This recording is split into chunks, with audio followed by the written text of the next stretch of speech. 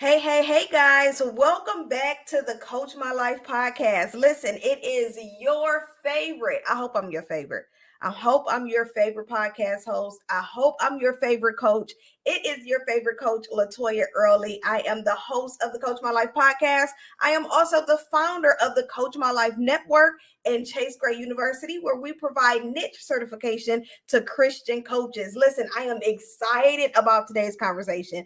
This is one of Chase Gray's favorite coaches. Don't tell the other coaches though. Okay, don't tell them because they all my favorite, right? I love them all. But this is one of our favorites because watching her come into our community, watching her go through her journey, go through her transition. Listen, it has been nothing less than phenomenal. So I hope that you are ready for today's show. Listen, if you have missed any of our episodes, make sure you have subscribed to our YouTube channel. Make sure you have subscribed to your favorite podcast platform so that you are made aware of our episodes. We are dropping episodes every week. Make sure you're a part of the Coach My Life Network, our Facebook community, so that you can get some extra tips and behind the scenes and special access to what we talk about here on the Coach My Life podcast. Listen, we are rocking out across all platforms, trying to make it happen, trying to spread the word. So listen, if this is your first time joining us for the Coach My Life podcast, let me tell you a little bit about who we are and what we do. The podcast is about coaching everyday people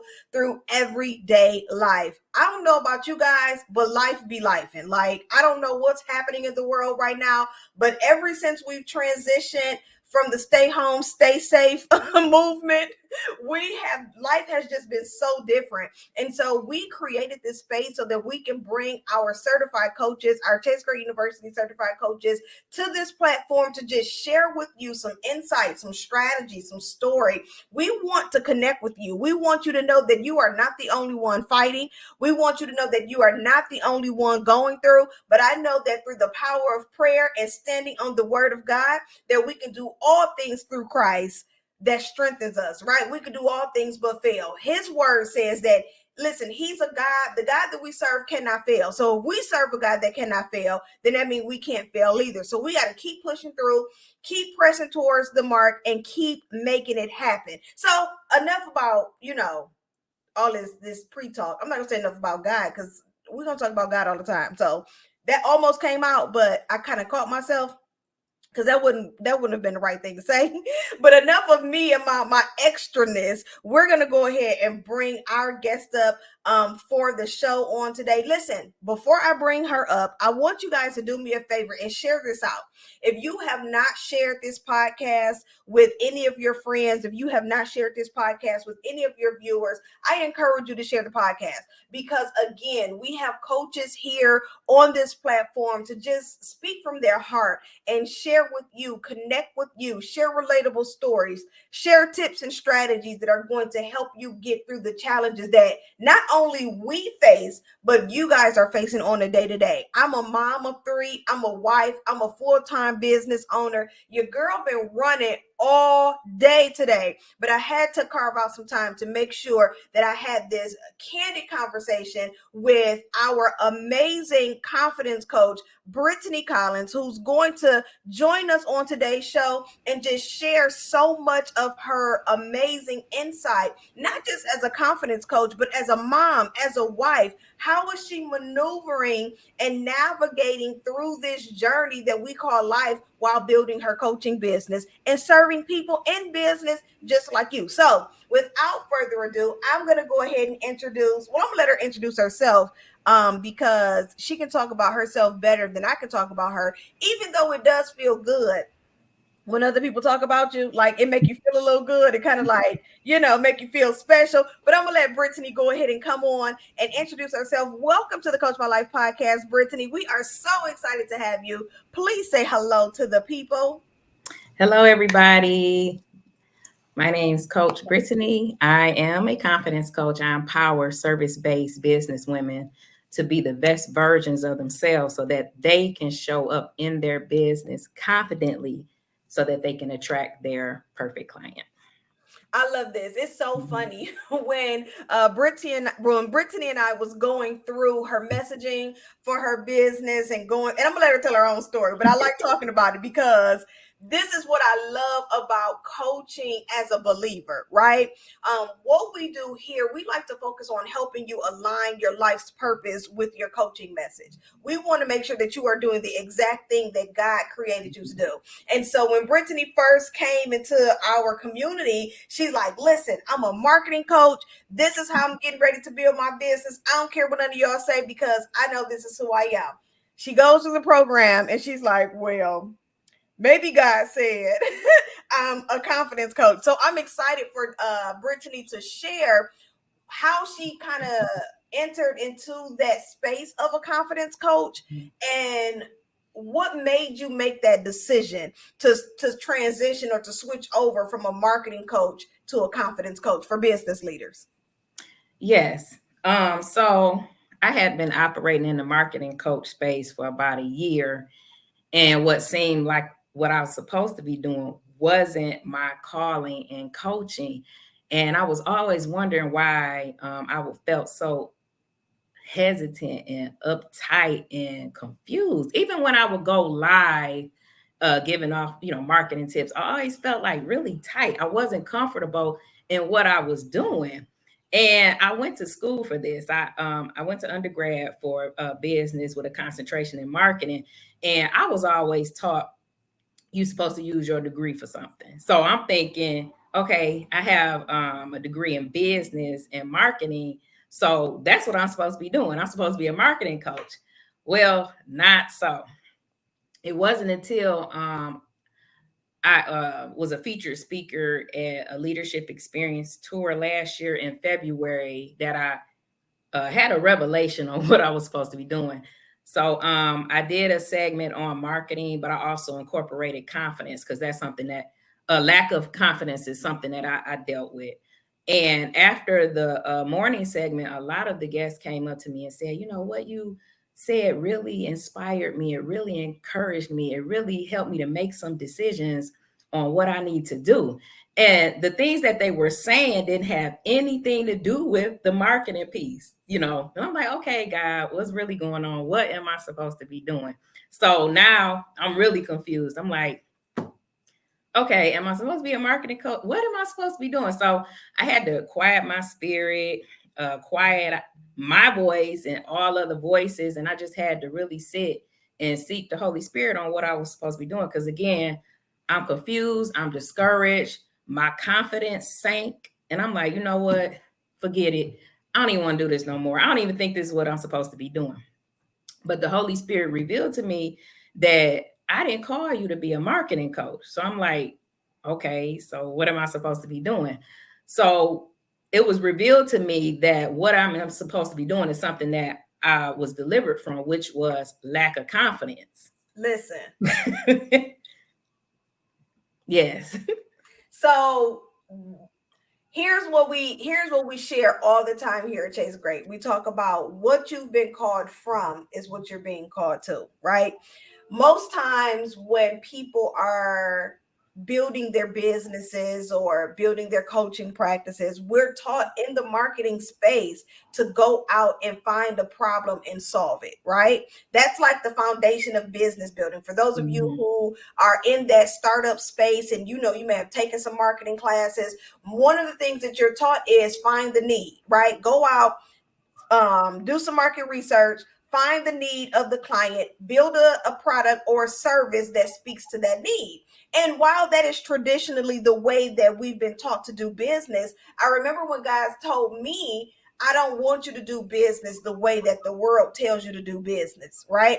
And I struggle with this because I'm like, you want me to just go completely against what everybody has established to be right, and present this new idea of not necessarily going out to find a problem, but to sit down and search for the problem that you once had and be the solution. Because here's the thing, Brittany, and I'm so glad that you talked about how you went to this event and how people were giving you feedback, not necessarily based on what you thought you were there to do, but what God really needs you to do in that season. And so a lot of times, we get so wrapped up in trying to help other people and trying to be the solution to someone else's problem, that we don't first identify the problem within us first.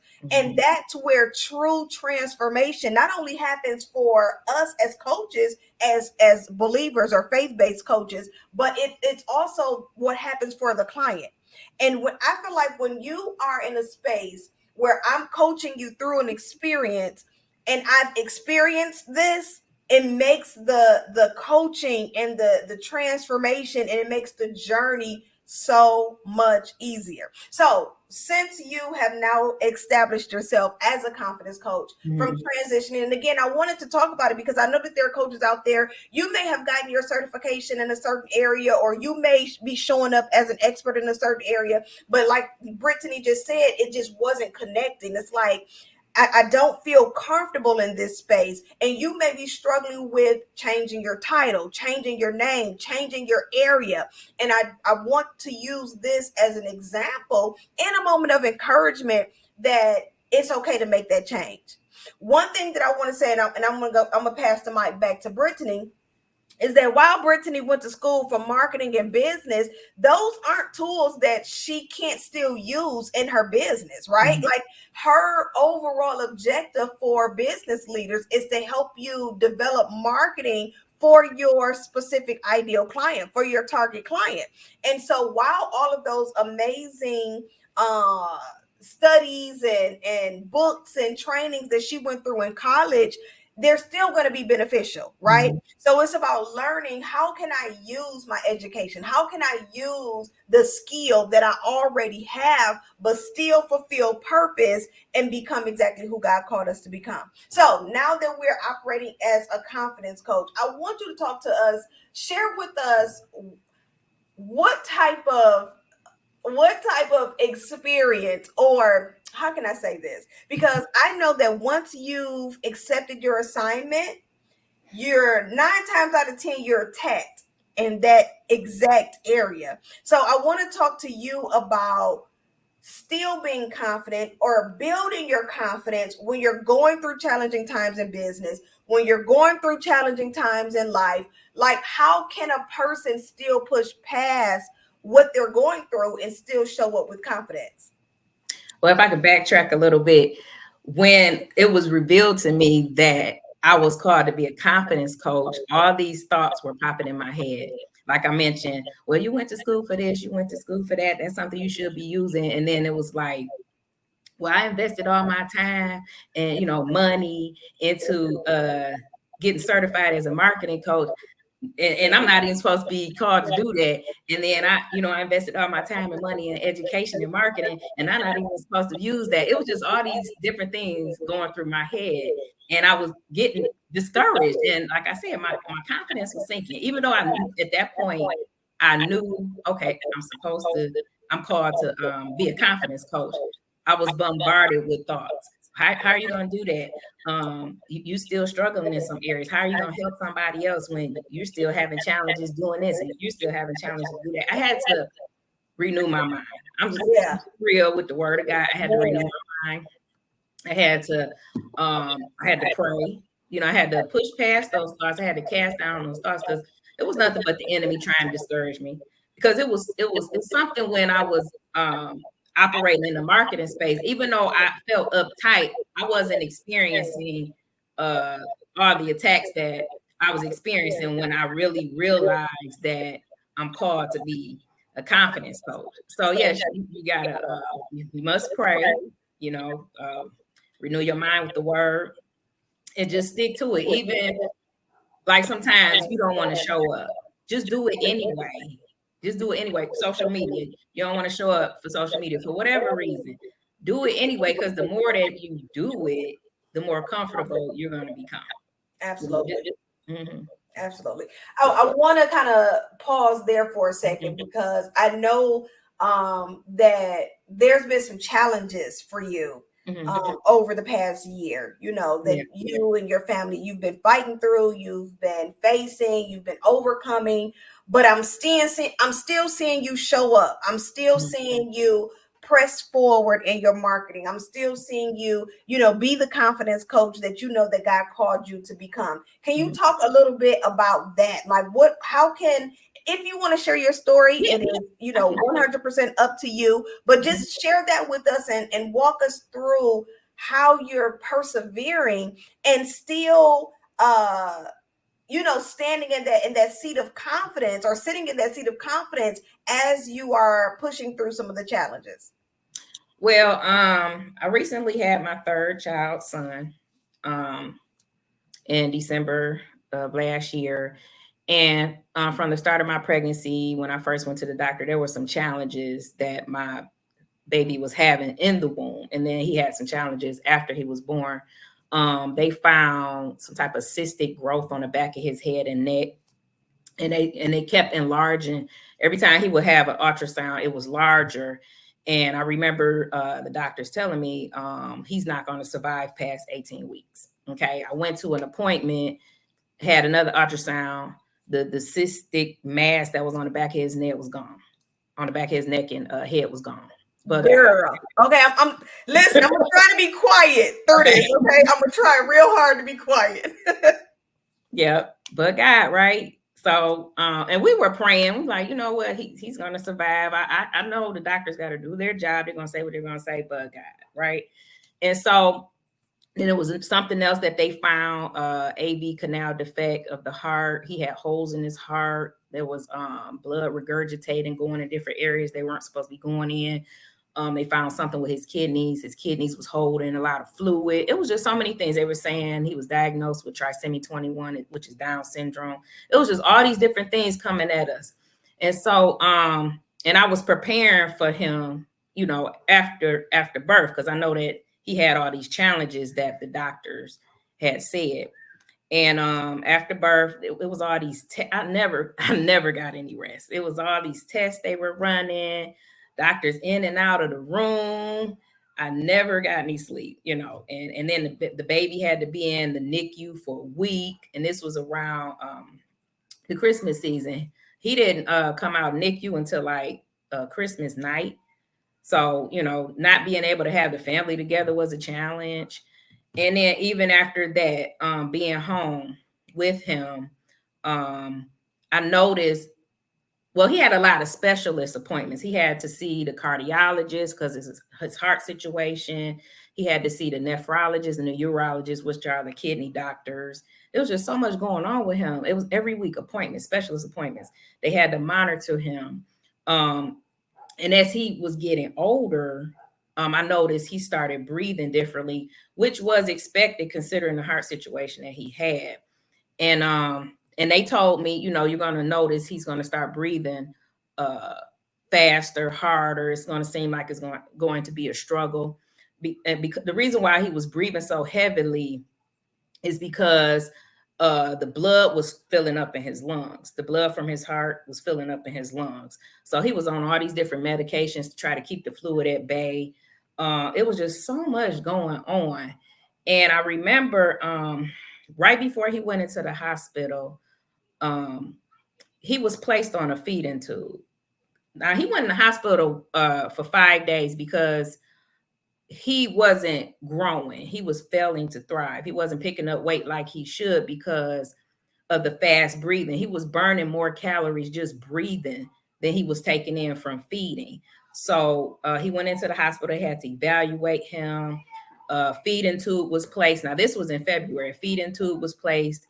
They wanted to see how that would work. So after 5 days, he was released. I had to manually feed him through the tube with this syringe. It was very laborious. And then I noticed he got really sick. He didn't look right. His eyes were sunken in his head. He looked really gray. He was really struggling to breathe. And I remember having an appointment scheduled for the cardiologist Monday, but for some strange reason, and I know it was God, the cardiologist said, I'm gonna have you come in this Friday. And so we went in Friday, and I was describing to the cardiologist what I noticed. I said, something's not right with my son. And he was looking at him. He said, oh my goodness, we got to get him to the hospital quickly. he was failing to thrive, and he was suffering from respiratory failure. So they had to all the rooms were booked at Beaumont, so they had to transfer him to Children's Hospital, which was cool anyway because he was gonna have his heart surgery there anyway. So he was sent to the trauma unit in Beaumont, and then they had the pediatric ambulance come from Children's Hospital, pick him up, and then they had to transfer him to the trauma unit at Children's Hospital. So they were running all these tests and everything, and then we were in emergency. We had a room. We were in the emergency room at Children's Hospital. We were supposed to get a room, so we're waiting on a room to be available. We were there for 3 days, no bed, nothing, sitting up in chairs. My son at one point started spitting up blood through his nose and his mouth. It was coming out his ears. It was crazy. And then after those 3 or 4 days, then we were transported to the cardiac, the CICU, the cardiac intensive care unit for the children. And so he was up there, and he was placed on a ventilator because he was struggling to breathe. So he was placed on a ventilator. He was still on a feeding tube because he couldn't, at that point, he couldn't feed. He was so exhausted, he couldn't feed from his mouth anymore. That's why the tube was placed in the first place, because he just was so exhausted from breathing. He couldn't eat. He couldn't even move his mouth, you know. And so he was on a feeding tube. He was on the ventilator. They're running all these tests, these ultrasounds, blood work. It was just so much. And we were there for 2 months. And just to fast forward, he had a procedure done on his heart where they had to send a catheter through his groin to his heart to close his PDA valve that should have closed after birth, but it didn't. And that was causing blood to enter into the lungs as well. And then we were trying to get him to gain weight. We were upping his calories and his feedings. It worked for a couple of days after he had the PDA valve closed, but then we noticed he wasn't gaining weight anymore. And so, you know, the doctors were concerned. So we were trying to get him to gain weight and grow. He was just failing to thrive. And then the surgeon mentioned that he was dying. So he was dying. And so we were trying to get him to a certain weight and age. They wanted him older. They wanted him bigger because it's higher risk associated with operating on a baby that little, Right. that small. You know, he was only 2 months, you know. And so we had a appointment with the surgeon. He was telling us everything that we can expect. It was a lot of risk, but we were trusting God. And I was talking to my pastor. I was like, yeah, I just want to let you know that we're going to have to move forward with the surgery. The surgeon mentioned all the risk associated, possible death, you know, because he's so little. His valves were so, they weren't even paper thin. They were thinner than paper thin. And the concern was that the sutures wouldn't hold and they would rupture. So that was a big concern. And another concern was death, because he was so little, they didn't know how his body would take this major surgery. So we were just in prayer. People were fasting, consecrating, praying. And, you know, he had his surgery, and it was like a 6-hour surgery, and he pulled through. What they thought what was going to happen didn't happen. The medicine that they thought they would have to put him on, they didn't even have to do it. Now they gave him a little bit just to say they did, but he didn't even need the medicine for his heart, because they were thinking that they would have to keep his chest open until his heart, the swelling of his heart went down. They were able to close his chest immediately. And then the medicine that they were talking about that he had to stay on, they gave him a little bit, but he didn't have to stay on that. So he beat the odds. Everything that they thought was going to happen didn't happen. That's why I say, but God. Listen, can I pause for a quick second? Because let me tell y'all. So this is my first time. I'm hearing this for the first time, just like you guys are hearing this. Now, I am aware of what her and her family has been going through. You know, Chase Great has done our very best to stay connected, to make sure that, you know, she knows that we're in her corner. So if you didn't know that, do know that Chase Great is definitely in your corner. But hearing this story, it's like so many revelations that are happening right now in my thoughts. Like just hearing God, like you said, at 2 months, his little baby body was able to endure all of these traumatic experiences, and God just kept him in his arms. He just kept him covered. And I told Brittany when she was sharing her story with me, I said, this little young prophet, this little young preacher, this whatever assignment that God has on his life is going to change the world. Like the mere fact that the enemy is afraid of what this young child is going to bring to the world. But not just that, y'all, just listening to all of the things that can happen at infancy, right? And I know that this is a very sensitive subject. This is a very sensitive conversation. But if I could just get you to apply how delicate things are at the infancy stage, right? And so from your business, from your own children, from whatever it is that you're producing or you're looking to grow and nurture to become something in that infant stage, they're so delicate.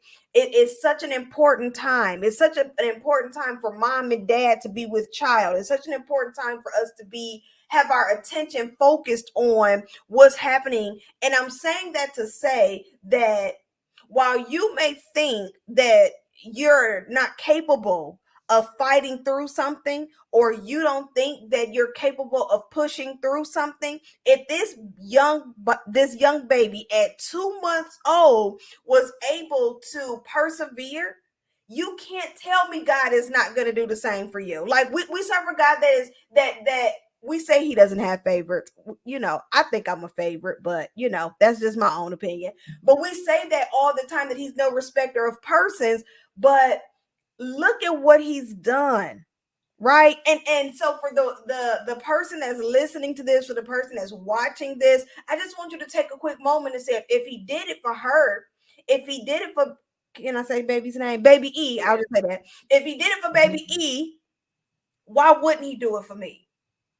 At 2 months old, y'all, she said the baby blood and all type, the blood. Listen, that's all I kept hearing was the blood, because it wasn't his blood. Clearly, it was his blood that kept him moving. But just to hear this and know that at 2 months old, so if God can push this baby through, come on, y'all.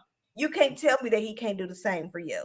Okay, I told you I'm gonna try not to talk. So I'm gonna go ahead and pass it back to Brittany, Yeah. so she can keep telling us Yeah. her story. But he had suffered heart failure, and that's what they were telling me. So he was dying. But like I said, he made it through the surgery. He beat the odds, and it was something because the surgeon was astounded, the doctors and the nurses. It was like, wow, he bounced back really quick. And typically post surgery, those type of surgeries on babies that small, they usually keep them 3 to 5 weeks. He was sent home within a week. They said he's doing so well that he can return home and recover. They were not expecting that. They were expecting him to be in the hospital for 3 to 5 weeks, but no, he Man. was able to go So home within a week. So I know that, of course you've kind of paused on business for a minute, Mhm. which is 100% understandable. But when I hear this story, and then I see the assignment that God has called you to as a confidence coach, it makes so much sense. And I know that we don't want to acknowledge that the moment we say yes to something, is like the the the Mm. the uh the testimony, the experience hits us 17 times worse. But to know that what you're going through right now, Brittany, is not even about you. Right. It's not even about, God isn't saying, I'm doing this to Brittany. He's saying, no, I'm using Brittany. I'm using baby E, because there are business owners, there are women, there are husbands and wives that are experiencing some of these same experiences, and their confidence, not just their confidence in what they're producing, but their confidence in God. It's not even at this point, it's not even about, me being confident in my marketing. It's about me being confident in the God that I serve, and Yeah. know that even in what I'm experiencing, that I'm still going to be able to press towards the mark. I'm still going to be able to persevere and push forward. So hearing you share your story with us about your baby, it's like, okay, Lord, I hear you. I can see this. I can see this like never before. So if you could connect this and use what you and your husband, what you guys have been experiencing, to who God has called you to be as a confidence coach, helping other business leaders, how would you connect that? How would you use this story, use your experience to encourage and inspire our business leaders to keep pushing past life challenges such as this? Yes, if I could add before I get to that, it was even a challenge navigating with my other two children because Yeah, we're at the yeah, yeah. hospital. We stayed at the hospital, so our children stayed with their grandmother, and so we had to navigate being at the hospital and making sure we spent time with them and making sure they were taken care of. And my daughter was in, going to school, and she, it was just a lot to juggle, you know, and even making sure that my husband and I, we were tight knit. You know what I'm saying? Because we were so focused on the baby, we had to make sure we had time to talk and things like that. But yes, it's been a lot, even up to this point. He's still in recovery. He's still on the feeding tube. He still has some challenges with his kidneys. They're saying he still has acute heart failure, but it's improving, which is good. So we're just steady praying and of course confident in the Most High God that everything's gonna be all right. He's gonna be made whole from the top of his head to the soles of his feet. He's gonna be made Absolutely. whole. Listen, So, but it's absolutely. still a lot, though. It's a lot. It's heavy because no mother wants to see their child suffering. You know what I'm saying? And sometimes he's in pain. Sometimes, like today, it was very challenging. Oh my goodness, I thought I was gonna pull my hair out. He was having fevers on and off. He was just very uncomfortable today. And I'm like, what's wrong with you, baby? Because you want to help. He's like, okay, Holy Spirit, help me out because I don't know what's wrong with him. But I was able to get him calm and his fever down. But it was a challenge because sometimes, motherhood is just, you was like, okay, what's really going on? But yeah, it's heavy, but I've been able to push and press through. Was it easy? Is it easy? No, it is not. There's been challenges mentally, there's been challenges emotionally, there's been challenges physically and spiritually that I've been dealing with because it's a lot. It's heavy. And that's not even everything that I've experienced with this baby. Y'all only hearing the half of it. It's been so much, it's just been so much. And then